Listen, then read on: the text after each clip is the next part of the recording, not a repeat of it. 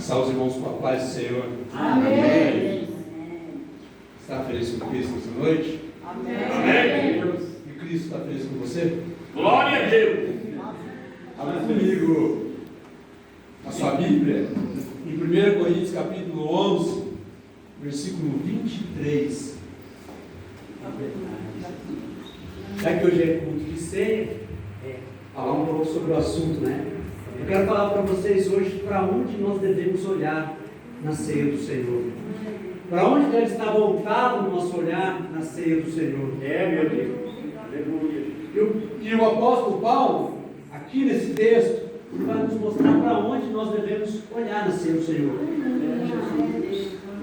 1 Coríntios capítulo 11, versículo 23 em diante, diz assim: porque eu recebi do Senhor o que também vos entreguei, que o Senhor Jesus, na noite em que foi traído, tomou o pão e, tendo dado graças, o partiu e disse: isto é o meu corpo que é dado por vós, fazei isso em memória de mim. Por semelhante modo, depois de haver ceado, tomou também o cálice, dizendo: este é o cálice da nova aliança no meu sangue. Fazei isso todas as vezes que beberdes em memória de mim. Porque todas as vezes que comerdes este pão e beberdes este cálice, anunciais a morte do Senhor, até que Ele venha. Por isso, todo aquele que comer o pão e beber do cálice do Senhor indignamente, será culpado, será réu do corpo e do sangue do Senhor. Examine-se, pois, o homem a si mesmo, e assim coma do pão e beba do cálice, pois quem bebe e come sem discernir o corpo de Cristo, come e bebe juízo para si. Eis a razão, porque há entre vós muitos fracos e doentes, e não são poucos os que dormem. Porque se julgássemos a nós mesmos, não seríamos julgados, mas quando julgados, somos disciplinados pelo Senhor, para não sermos condenados com o mundo. Assim, pois, irmãos meus, quando vos reunirdes para comer, esperai pelos outros. Nesse texto, o apóstolo Paulo nos dá 4 olhares que são importantes para a ceia do Senhor. Quais são esses olhares? Para onde Paulo pede para nós olharmos? No versículo 26 ele diz: fazei isso em memória de mim. Repetindo as palavras do Senhor Jesus Cristo, ele está dizendo que o primeiro olhar que nós temos que ter é para trás, é para a cruz, é para o sacrifício, é para a obra feita no Calvário. Então nós devemos olhar, o nosso primeiro olhar, o comer o pão, nos leva a lembrar do sacrifício de Cristo. Por quem Cristo morreu? Isaías 53 diz que Ele morreu pelos nossos pecados. É verdade. Como Jesus morreu? Morreu em morte de cruz. Morreu no sacrifício vicário em nosso favor, né?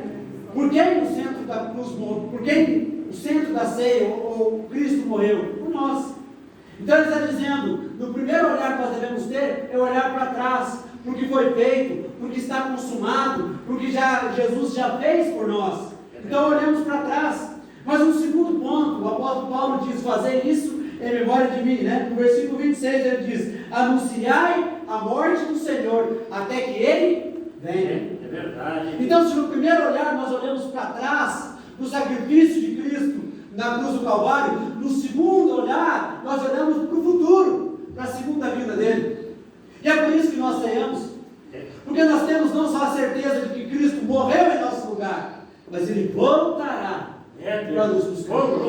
Temos que olhar, a cruz aponta para o passado, no passado Jesus já fez, no futuro Ele fará.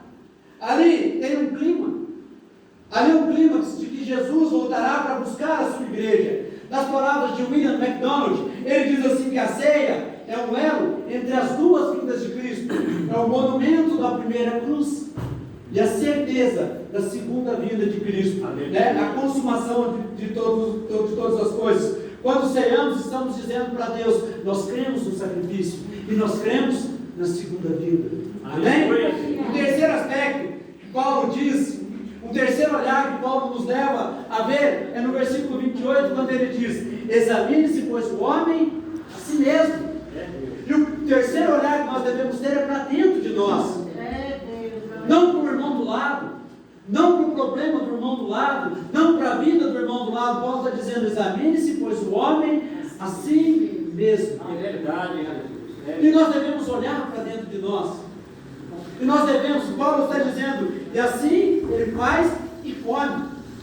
Sabe, irmãos, nós temos o hábito, e às vezes, de deixar de cearmos, porque algo sai do nosso controle. Mas eu quero dizer para os irmãos nessa noite, que nós só deixamos de cear quando não nos arrependemos do pecado. Mas se cometemos algo durante o mês, né, e achamos que somos indignos, se nós nos arrependemos, nós somos aceitos de volta. E é por isso que Paulo está dizendo, examine-se, se arrependa e coma. Quando Paulo diz para nós olharmos para dentro de nós, ele está dizendo, o autoexame tem que vir acompanhado do exame do alto. Glória a Deus. Quando nós examinamos a nós mesmos, nos arrependemos e tomamos a nossa vida, e alinhamos a nossa vida com Cristo, nós ceamos e somos restaurados, nós somos colocados de volta à mesa do Senhor. Mas em último lugar, o que Paulo vai dizer é que nós devemos olhar ao redor, ao nosso irmão, para ver quem está faltando, para ver quem está necessitando de alguma coisa. Porque, irmão, cear sem estender a mão para o próximo, não adianta. Nós vimos falando sobre isso no carro, eu e o pastor Nisso.